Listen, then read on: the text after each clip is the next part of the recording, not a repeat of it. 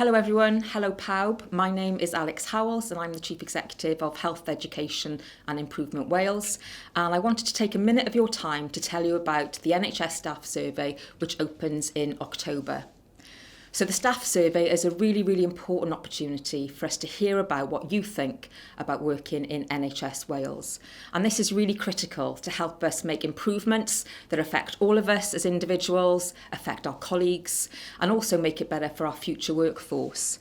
And also, just as importantly, we know that improving staff experience makes sure that we can deliver the best possible services for our patients and the people who need us.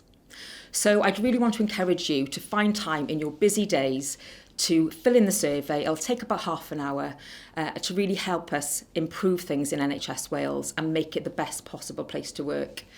And the more people that fill it in, the more results and feedback we've got, then the more chance we've got of really making a difference.